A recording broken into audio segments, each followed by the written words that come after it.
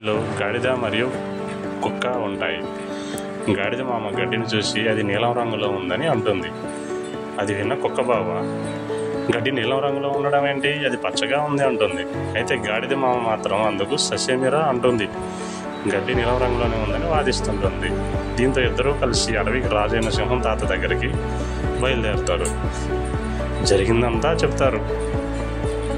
అది విన్న సింహం తాత కుక్క బావకు శిక్ష విధిస్తున్నట్టు తీర్పునిచ్చి గాడిద మామను అక్కడి నుంచి వెళ్ళిపోమ్మంటుంది.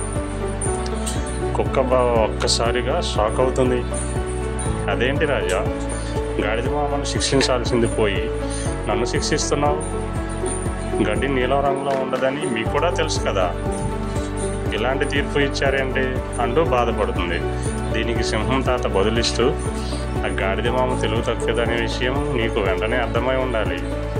అలాంటి గాడిద మామతో వాగ్వాదం చేయడం నీ తప్పు, దీనికోసం నా దగ్గరికి రావడం ఇంకో తప్పు. నీకు శిక్ష వేసింది గడ్డి రంగు గురించి కాదు, తెలుగు తక్కువ గాడిద మామతో వాగ్వాదానికి దిగినందుకు అని చెబుతుంది. దీంతో కుక్క బావకు అసలు విషయం అర్థమవుతుంది. ఈ కథలో నీతి మన చుట్టూ కూడా ఇలాంటి గాడిద మామ లాంటి మనుషులు కొందరు ఉంటారు. ప్రతి చిన్న విషయానికి వాదిస్తుంటారు. తమది తప్పని తెలిసినా మూర్ఖత్వంగా వాగ్వాదానికి దిగుతుంటారు.